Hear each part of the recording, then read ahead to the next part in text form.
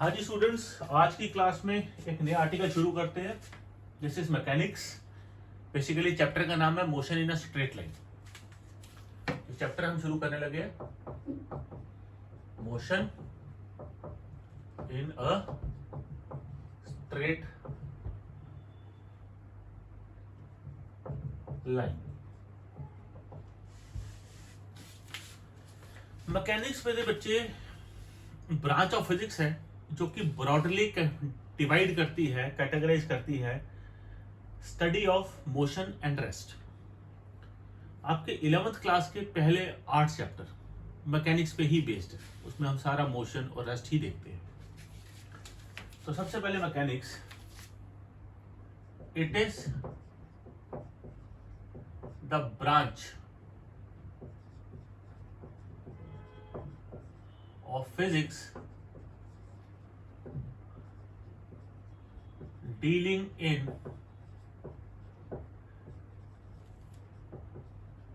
rest and motion। आप इसको further 3 तरीके से कैटेगराइज कर सकते हैं, हम डिवाइड कर सकते हैं। स्टैटिस्टिक्स, उधर नहीं लेके जाते, वहां लाइट पड़ती है। Statistics, kinematics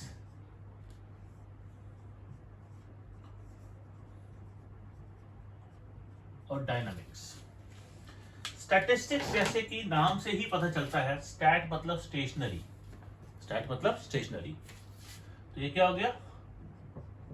study of objects at rest. Kinematics और डायनामिक्स। काइनेमेटिक्स क्या है? काइनेमेटिक्स है study of objects in motion. Dynamics भी study of objects in motion ही है।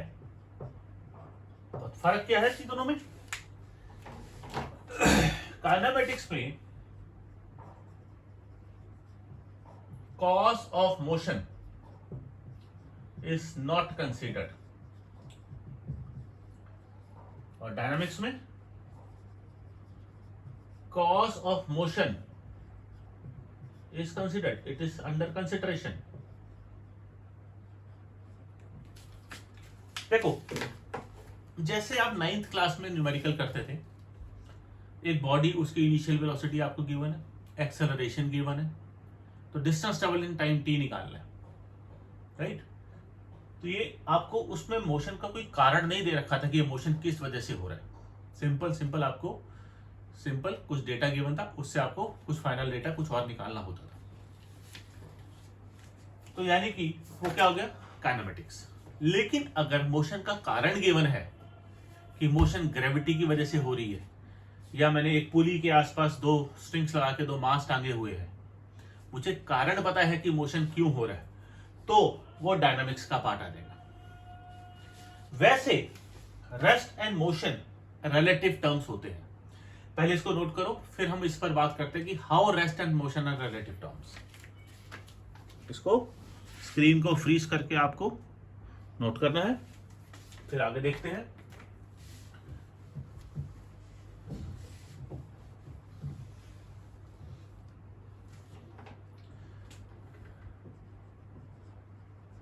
Rest and motion are relative terms। Relative terms का क्या मतलब है? इसका मतलब है कोई भी एक बॉडी एक ही टाइम पर रेस्ट पर भी हो सकती है, वही बॉडी उसी टाइम पर मोशन में भी हो सकती है। इसको बोलते हैं रिलेटिव टर्म्स। अगर एक बॉडी, जैसे एक एग्जांपल ले लेते हैं, एक पैसेंजर मूविंग ट्रेन में बैठा हुआ है, तो वो जब ट्रेन चल रही है, आप ट्रेन में बैठे हुए, तो आप अपने पड़ोसी पैसेंजर के रिस्पेक्ट में रेस्ट पर हो। आप दोनों बैठ के बातें कर रहे हो, आप दोनों एक दूसरे के रिस्पेक्ट में रेस्ट पर हो। but the same passenger is in motion with respect to person who is sitting on the या who is standing on the platform. Platform से पे जो आदमी खड़ा हुआ है उसके रिस्पेक्ट में आप आगे जा रहे हो, गाड़ी आगे चल रही है, लेकिन आप अपने पड़ोसी पैसेंजर के रिस्पेक्ट में रेस्ट करो. हम इस टाइम खड़े हुए हैं किसी जगह पर या बैठे हुए हैं, हम इस टाइम अपने आप को रेस्ट पर मान सकते हैं, पर with respect to other aliens, क्योंकि अर्थ मूव कर रही है, वी आर इन मोशन. तो rest and motion are only relative terms, they are not, there is कोई no motion called absolute motion या एब्सोल्यूट रेस्ट. एब्सोल्यूटली मोशन कभी भी नहीं होता, मोशन हमेशा रिलेटिव होता है. तो इसको हम लिखेंगे, it means that same body can be at rest as well as in motion at same instant of time.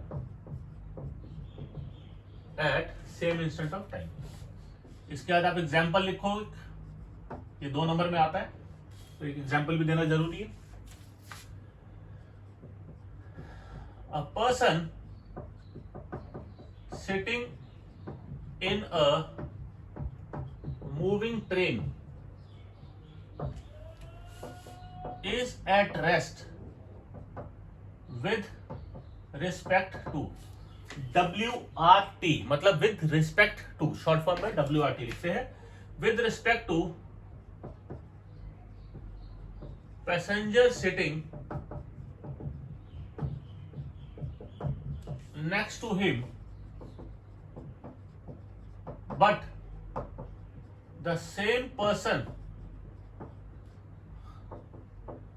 is in motion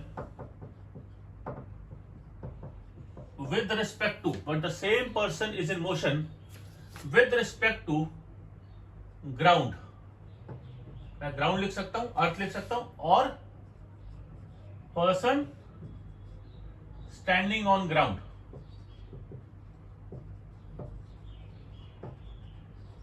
उसके लिए आपकी गाड़ी चल रही है तो आप मोशन में हो, राइट. इसको नोट डाउन करो, फिर आगे देखते हैं. फ्रीज करके नोट डाउन करो.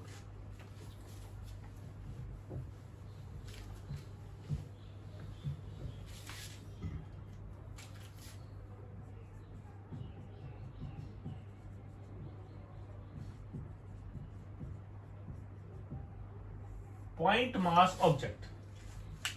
अभी पॉइंट मास ऑब्जेक्ट क्या होता है?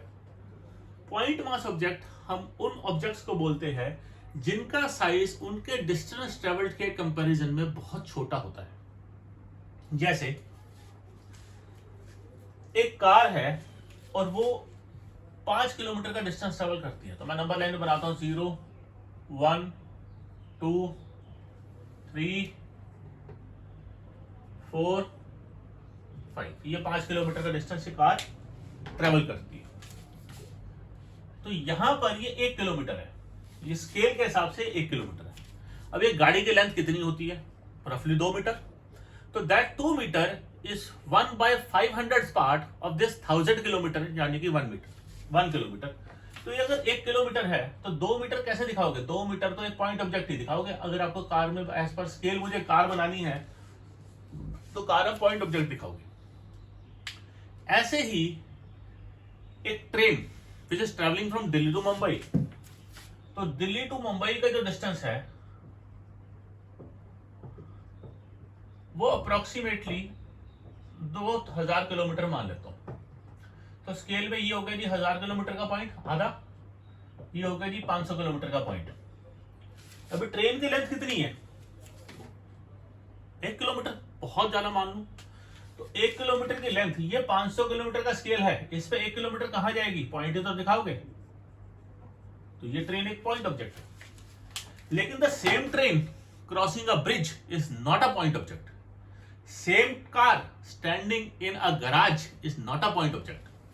गराज का साइज अगर मैं बनाऊंगा तो गराज के साइज के रिस्पेक्ट में कार का साइज निग्लिजिबल नहीं है. Same car standing in a garage is not a point object, but the same car moving on a road where the length is large is point object, distance traveled is large is point object. ठीक है, तो इसकी definition लिखेंगे, इसकी statement लिखेंगे. Point mass object क्या होता है? If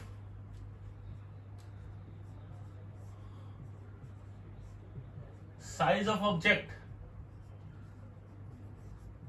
is very small,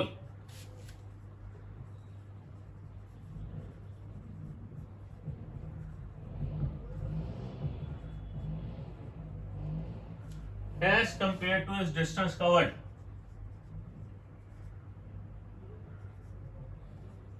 it is called point object या point मास ऑब्जेक्ट. मैं पॉइंट ऑब्जेक्ट भी बोल देता हूं इसको, हर बार मास वर्ड नहीं यूज करते, शॉर्ट फॉर्म में हम पॉइंट ऑब्जेक्ट भी बोल देते हैं. ठीक है जी, इसको नोट करो, स्क्रीन को फ्रीज करके अगला आर्टिकल देखते हैं.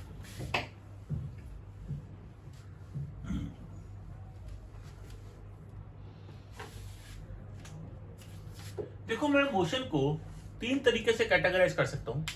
1 dimensional motion, 2 dimensional motion and 3 dimensional motion. जो हमारा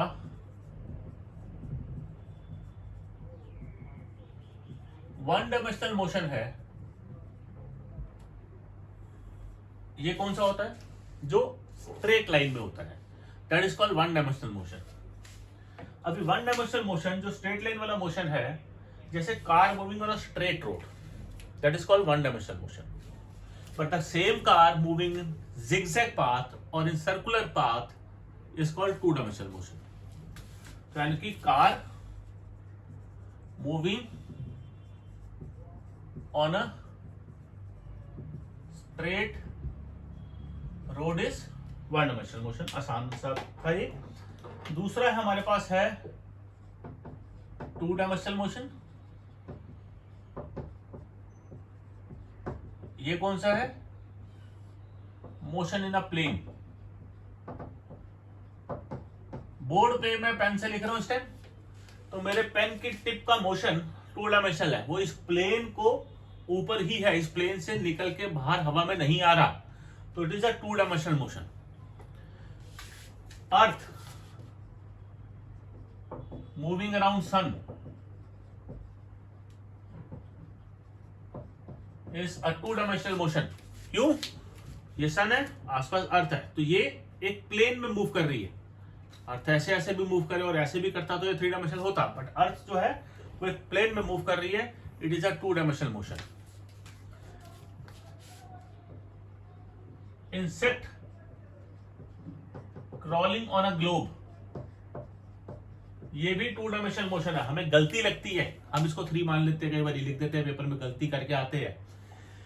insect crawling on a globe, ये 2 डायमेंशनल मोशन है, क्योंकि ग्लोब के लिए, एक इंसेक्ट के लिए ग्लोब वैसे ही है जैसे हमारे लिए अर्थ है. तो अर्थ हालांकि गोल है, बट हम car moving on a straight road, motion in a plane, car moving on a zigzag path या सर्कुलर पाथ हम चल रहे हैं, तो मैं उसको 3 डायमेंशनल थोड़ी मानता हूं, क्योंकि मैं अर्थ को फ्लैट मानता हूं. जहां तक मेरी नजर जाती है वहां तक मुझे अर्थ फ्लैट नजर आती है, अदरवाइज अर्थ गोल है. तीसरा है 3 डायमेंशनल मोशन. 3 डायमेंशनल मोशन कौन सा होता है जी? Motion in a space. Example, airplane flying, bird flying. ये कौन सा मोशन है? ये 3 डायमेंशनल मोशन है. ठीक है जी, इसको नोट करो, फिर आगे देखते हैं.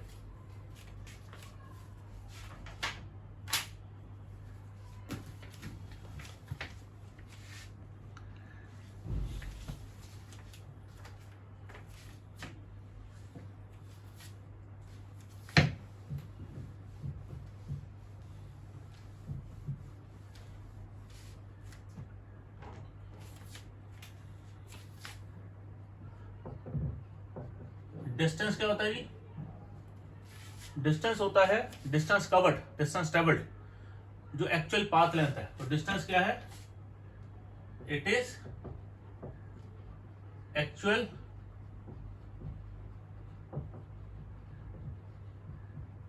पाथ लेंथ, और डिस्प्लेसमेंट क्या होता है? It is shortest distance between initial and final points. तो इनिशियल और फाइनल पॉइंट्स के बीच का शॉर्टेस्ट डिस्टेंस जो है हम उसको डिस्प्लेसमेंट बोलते हैं। आप A टू B किसी एक पाथ के थ्रू जाते हो, A टू B अगर मैं एक zigzag पाथ के थ्रू जा रहा हूं तो इस लाइन की लेंथ मेरा डिस्टेंस है, जबकि डिस्प्लेसमेंट क्या है? स्ट्रेट लाइन, ये मेरा डिस्प्लेसमेंट है। डिस्टेंस का यूनिट होता है मीटर, डिस्प्लेसमेंट का यूनिट क्या है? इसका यूनिट क्या है? इसका भी ऐसा यूनिट मीटर ही है। फर्क क्या है दोनों में? डिस्टेंस जो है वो स्केलर क्वांटिटी है और डिस्प्लेसमेंट जो है वो वेक्टर क्वांटिटी है। स्केलर क्वांटिटी कौन सी होती है? जिसका सिर्फ मैग्नीट्यूड है, जिसके साथ डायरेक्शन नहीं है। डिस्प्लेसमेंट वेक्टर क्वांटिटी, इसकी डायरेक्शन है। डायरेक्शन इनिशियल पॉइंट से फाइनल पॉइंट की तरफ होती है। तो it is a vector quantity, it is a scalar quantity. ये इंपॉर्टेंट पॉइंट है। डायमेंशन दोनों का सेम होता है, L विद स्क्वायर ब्रैकेट, और इसका डायमेंशन भी L है विद स्क्वायर ब्रैकेट।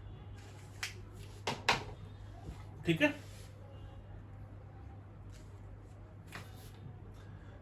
नोट करो इसको, फिर एक एग्जांपल से इसको समझते हैं। ठीक है, स्क्रीन को फ्रीज करके नोट कर लो।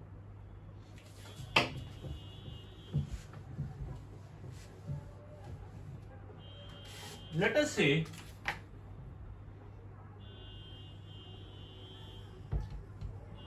ये एक सर्कल है,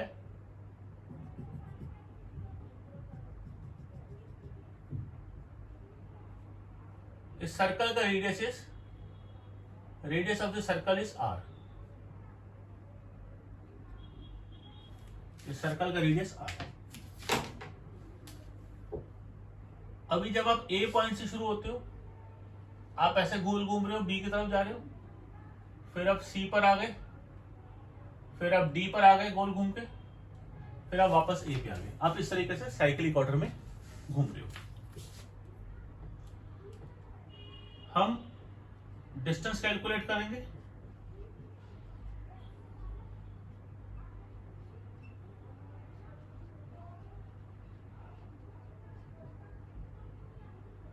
हम डिस्प्लेसमेंट कैलकुलेट करेंगे।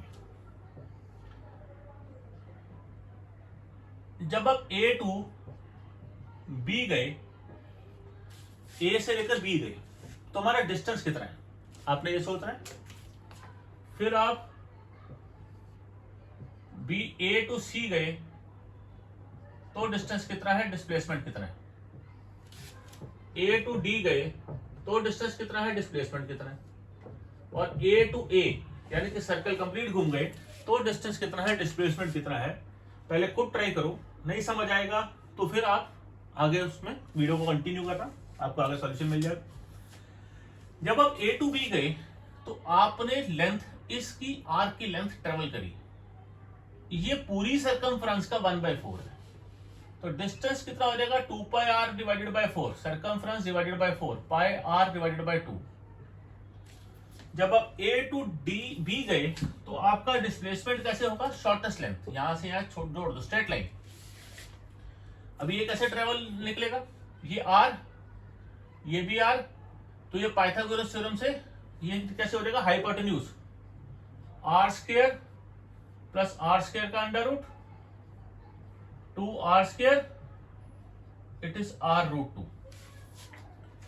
फिर जब आप A टू C गए तो ये वाली जो लेंथ है A से लेकर C तक, ये पूरे सरकमफ्रेंस की आधी है, तो ये हो जाएगा 2 पाई R divided by 2 which is pi R।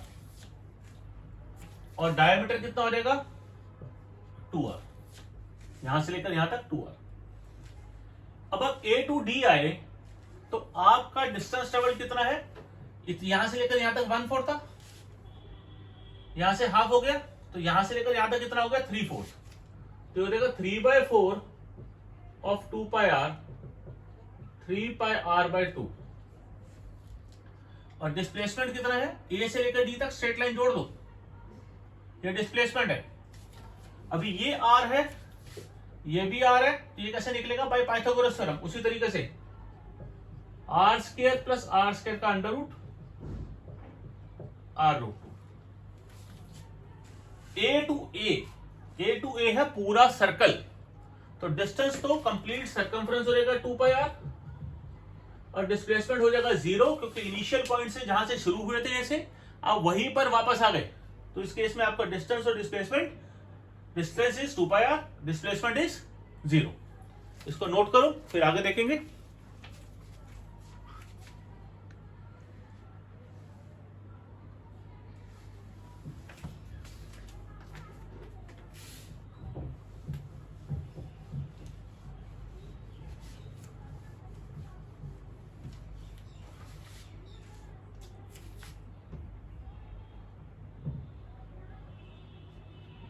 जैसे हमने डिस्टेंस और डिस्प्लेसमेंट है देखा, ऐसे ही हमारे पास दो टर्म्स आती है, स्पीड और वेलोसिटी।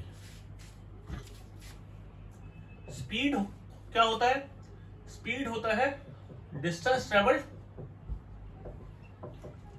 या distance travelled per unit time, distance divided by time is speed. इसके यूनिट क्या होते हैं जी, मीटर पर सेकेंड। डायमेंशंस क्या है जी इसकी, LT -1। फिर समझते हैं, एक टर्म आती है average speed. Average speed is, ये ध्यान से देखना, total distance travelled upon total time. अगर आप एवरेज स्पीड को initial plus final divided by 2 लिखते हो तो ये गलत है। मेरे को याद दिला दूं मैं आपको, initial plus final divided by 2 करोगे तो ये आंसर गलत आ सकता है आपका। मैंने कहा था हमेशा आएगा, मैक्सिमम केसेस में आपका गलत आएगा। कुछ इसके एग्जम्पशंस भी है जब ये सही आता है, लेकिन फिलहाल average speed is total distance upon total time. ये वाला फॉर्मूला यूनिवर्सली वैलिड है, हमेशा वैलिड है। फिर आता है इंस्टेंटेनियस स्पीड। इंस्टेंटेनियस स्पीड होता है speed at any instant of time. It is speed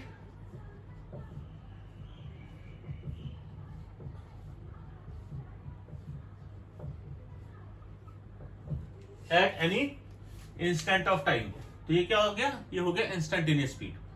किसी एक क्षण में, जैसे आपकी गाड़ी चल रही है, आपके स्पीडोमीटर पे नजर जाती है, जिस स्पीडोमीटर पे जो आप स्पीड देखते हो वो इंस्टेंटेनियस स्पीड है, क्योंकि अगले फ्रैक्शन ऑफ सेकंड में वो नंबर कुछ डिफरेंट होगा। क्योंकि गाड़ी की स्पीड तो आगे पीछे चलती है, जब हम गाड़ी में रोड पे गाड़ी चलाते हैं तो ब्रेक आता है, ट्रैफिक के हिसाब से हमारी स्पीड वेरी होती रहती है। तो स्पीडोमीटर ऑफ ए कार क्या दिखाता है, स्पीडोमीटर शोज इंस्टेंटेनियस स्पीड।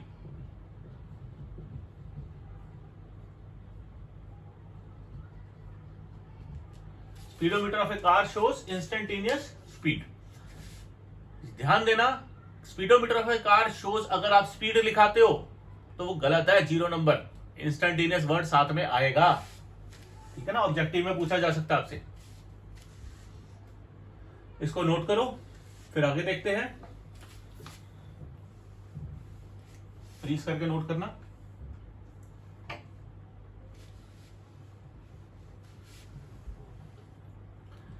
ऐसे ही टर्म है वेलोसिटी। वेलोसिटी क्या होता है, डिस्प्लेसमेंट अपॉन टाइम,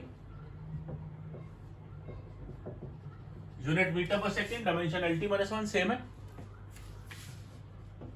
वेलोसिटी एक वेक्टर क्वांटिटी है, जबकि स्पीड हमारी स्केलर क्वांटिटी थी। यूनिट इसका मीटर पर सेकेंड है, डायमेंशन LT -1, वेक्टर क्वांटिटी यानी कि इसकी डायरेक्शन है। स्पीड की स्केलर थी तो उसकी डायरेक्शन नहीं होती। अगर आपने एवरेज वेलोसिटी निकालनी है तो एवरेज वेलोसिटी का formula total displacement upon total time लेको, total displacement upon total time. आप एवरेज वेलोसिटी कभी भी, मैं रिपीट कर रहा हूं, एवरेज वेलोसिटी कभी भी initial velocity plus final velocity divided by 2 नहीं करोगे। कुछ पर्टिकुलर कंडीशंस में ही होता है, वो हम बाद लेटर ऑन डिस्कस करेंगे। अभी आपने समझना है कि जब भी एवरेज वेलोसिटी या एवरेज स्पीड पे आपके न्यूमेरिकल है, आपने यही फॉर्मूला लगाना है। और फिर हमारे पास टर्म होती है instantaneous velocity. Instantaneous velocity is velocity at any particular instant of time. There is no such device जो कि इंस्टेंटेनियस वेलोसिटी मेजर करता हो। तो इसकी जस्ट डेफिनेशन है, it is velocity at any instant of time, that's it. Right, note करो, इसकी definition भी मैंने बोली है, वो भी लिख लेना। It is velocity at any instant of time. Right, note down. फिर एक क्वेश्चन देखते हैं।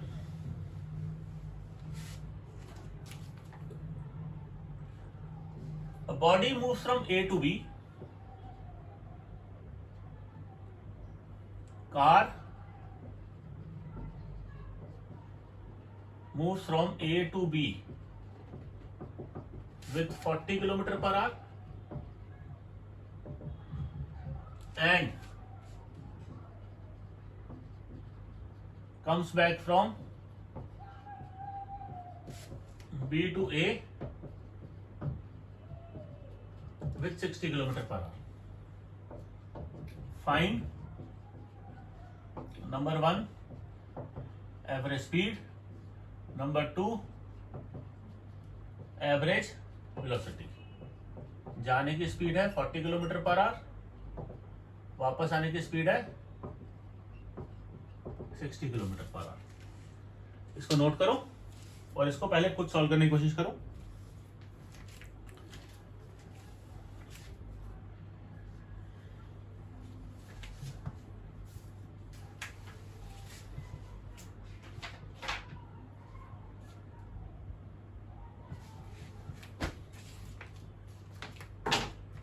अब हम करते हैं A to B का लेटर से डिस्टेंस x ले लेता हूं। तो पहला है एवरेज स्पीड, उसके लिए मुझे टोटल डिस्टेंस चाहिए। जाने का डिस्टेंस x, आने का भी x, तो टोटल डिस्टेंस हो गया 2x। A to B का x, B to A वापस है तो भी डिस्टेंस x है, तो टोटल डिस्टेंस हो गया 2x। टोटल टाइम क्या हो जाएगा, t1 प्लस t2, जाने का टाइम प्लस वापस आने का टाइम। जाने का टाइम है x अपॉन 40, x डिस्टेंस है जाने का, स्पीड है 40 तो टाइम हो गया x अपॉन 40। वापस आने का टाइम है x अपॉन 60। दोबारा देखो, जब A टू B जा रहा है तो डिस्टेंस है x, स्पीड है 40, तो टाइम कितना हो जाएगा x अपॉन 40। जब B टू A वापस आ रहा है तो डिस्टेंस है x, स्पीड है 60, तो टाइम कितना हो जाएगा x अपॉन 60। एलसीएम ले लो, 120, 3x plus 2x, 5x by 120, x upon 24।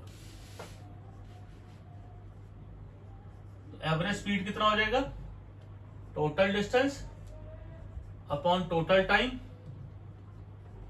48 kilometre per our. Average speed हो गया 48 किलोमीटर पर आवर। लेकिन जब मुझे एवरेज वेलोसिटी निकालनी है तो एवरेज वेलोसिटी क्या हो जाएगी जी, total displacement upon total time. जाने की डिस्प्लेसमेंट x, वापस आएगा, वापस आ गया A पे, जब A से शुरू हुआ A पर वापस आ गया, तो इनिशियल और फाइनल पॉइंट सेम है, तो हमारे पास टोटल डिस्प्लेसमेंट कितनी हो गई, 0। टोटल टाइम हो गया, टोटल टाइम निकालने की जरूरत नहीं है, वैसे x बाय 24 है, पर मुझे उसकी जरूरत नहीं है, तो हमारा एवरेज वेलोसिटी 0 हो गई।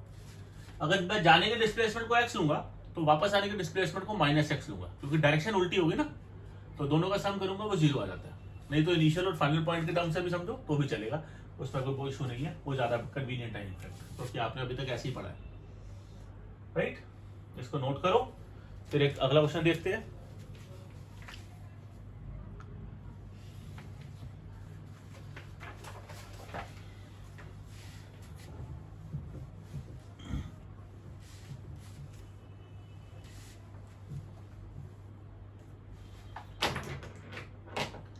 On a 60-kilometer track,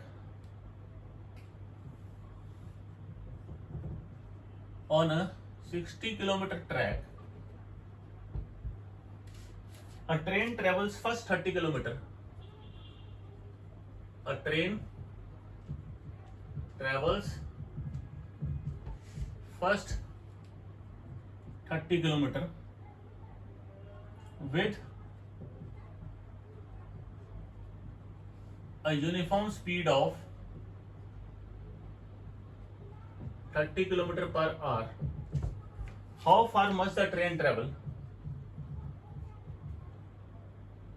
How fast, must the train travel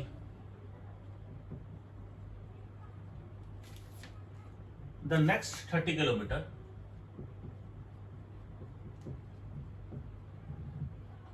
so as to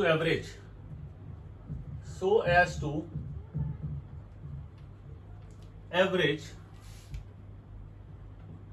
40 km per hour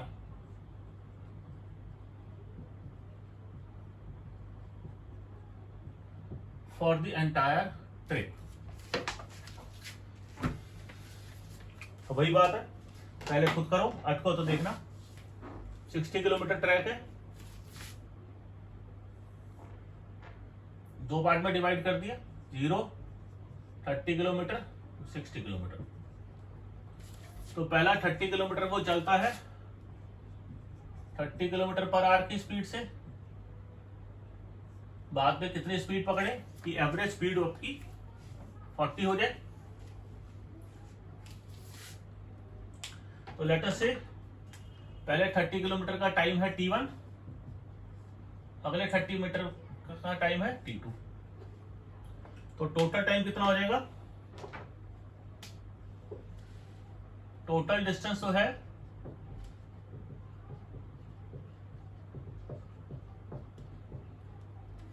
60 kilometre, total time है t1 प्लस t2। t1 क्या है? 30 किलोमीटर पर आवर स्पीड है, 30 किलोमीटर डिस्टेंस है और 30 ही speed है, तो 30/30। t2 कितना है? 30 से लेकर 60 तक का डिस्टेंस है 30 और स्पीड है v। अब हमारे पास एवरेज वेलोसिटी का फॉर्मूला क्या होता है? एवरेज निकालना है हमारे को। यहां पर स्ट्रेट लाइन है, वापस नहीं मुड़ रहा, तो एवरेज स्पीड लिखो, एवरेज वेलोसिटी लिखो, एक ही बात है। एवरेज स्पीड है total distance upon total time.